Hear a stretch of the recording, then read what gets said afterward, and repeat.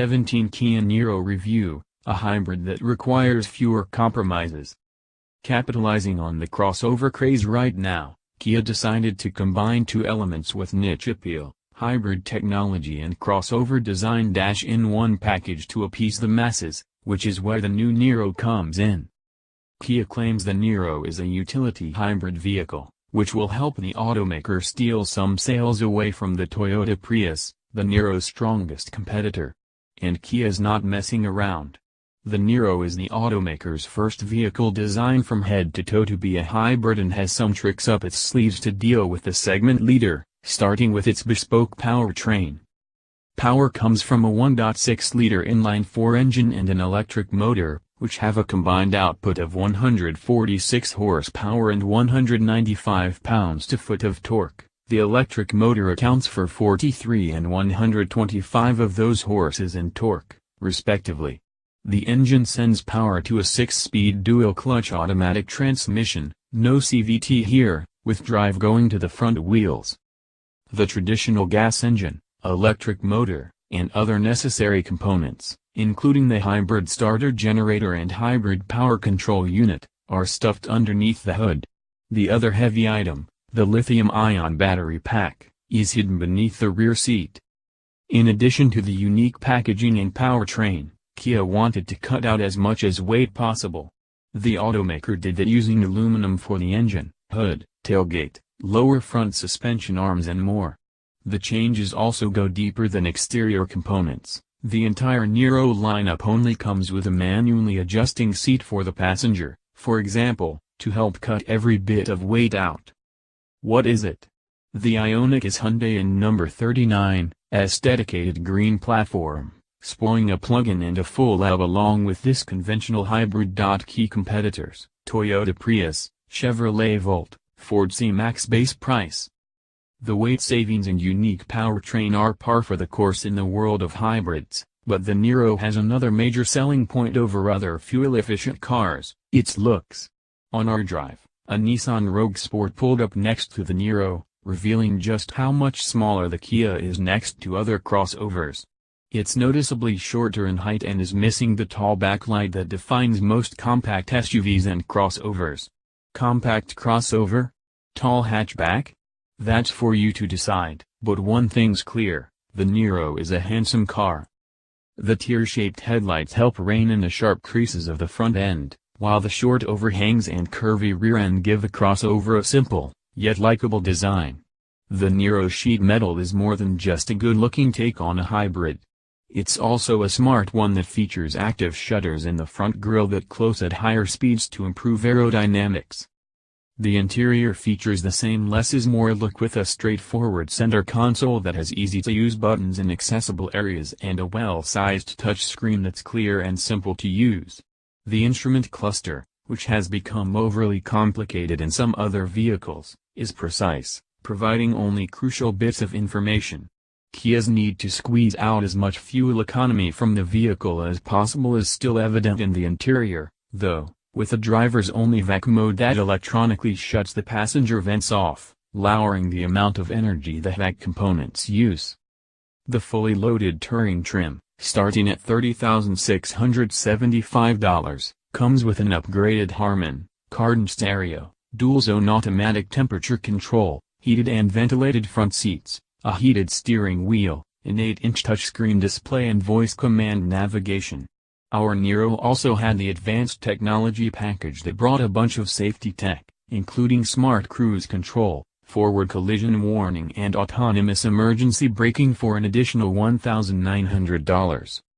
At the other end of the spectrum sits the Fe trim that starts at $23,785. The Fe, while not as handsomely equipped as the Touring model, still comes with a lengthy list of features including 16-inch alloy wheels, a 7-inch touchscreen, Android Auto and Apple CarPlay compatibility, a 6-speaker audio system, Bluetooth, steering wheel-mounted controls, dual 12-volt power outlets and keyless entry. Kia always packs its entry-level models with a ton of equipment, and the Niro's no different. It's the brakes, man. Automakers have to get these regenerative brakes sorted out. Only a few makers do them well, and off the top of my head, I can't remember any of them. This Niro pedal. The execution. The Niro may be classified as a compact crossover, but Kia is adamant that the vehicle is a Prius fighter. Unfortunately, when it comes to a comparison between the two hybrids, the Niro is going into the fight as the underdog. The Prius Eco, with its 1.8-liter four-cylinder engine and electric motor, is rated to get 58 miles per gallon in the city and 53 miles per gallon on the highway, which equates to 56 miles per gallon combined. The base Niro Fe is the most fuel-efficient trim of the lineup and has a rating of 52 miles per gallon in the city and 49 miles per gallon on the highway, resulting in a combined rating of 50 miles per gallon. The figures are even worse for the range-topping Niro Touring trim I drove that stickered at $32,575.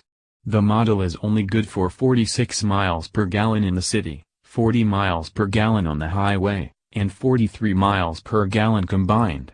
The upside to those figures is that after my time driving the Niro on the highway and in cities, including some time off the beaten path, the car was bang on at a combined rating of 43 miles per gallon.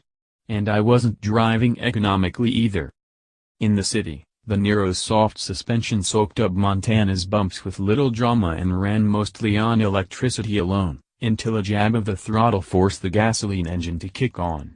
When the Niro transitioned from electricity to gas, it did so seamlessly, providing only the traditional audible engine cue as a sign of what type of energy the car was using. The dual-clutch gearbox is a welcome change over a CVT and provides seamless shifts, which come early and often in an effort to be as fuel-efficient as possible. For the most part, the 6-speed operates without hesitation and without any of the jerkiness that plagues other dual clutches during city driving.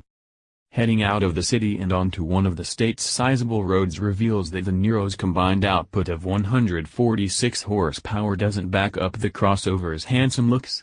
It gets up to Montana's speed limits of 70 and 80 miles per hour just fine, but it's not exactly what UN number 39D calls sprightly. The engine, despite making its power towards the top of the rev range, doesn't like being wrung out to its fullest, emitting an almost woeful sound as it hits top end.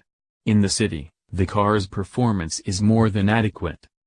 Kia's full array of driver assistance features, advanced high-strength steel structure, 7 airbags, available autonomous emergency braking, AEB, blind spot detection, BSD, rear cross-traffic alert, RCDA, lane change assist, LCA, and lane departure warning, LDW.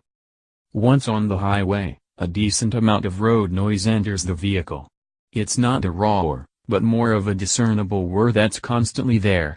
Kia attempted to make the cabin quieter with more sound deadening. While it worked, I don't think it's as quiet as the company hoped it would be. I didn't get to sample the vehicle on too many winding roads, but the few that I did tackle enthusiastically left me with a favorable impression. The Niro, thanks to its short height, handles like a tall hatchback with minimal body roll. The steering wheel, while providing little feedback, is nicely weighted and the brakes come on strong. While words like N number 39, sporty and number 39, and N number 39, athletic and number 39, may not appropriately describe the Niro, N number 39, entertaining and number 39, and N number 39, enjoyable and number 39, do. The Niro even has a sport mode that makes the transmission more responsive and adds some weight to the steering wheel. Unfortunately, sport mode also makes the throttle pedal more sensitive, making smooth throttle inputs difficult. The result is a jerky and uncomfortable ride.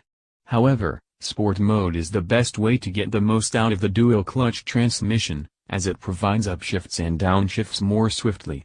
While I didn't shift the Niro into sport mode often, I found it to be especially beneficial when overtaking. For the most part, the Niro excels at doing everyday tasks extremely well and can even be enjoyed on curvy roads when the mood arises.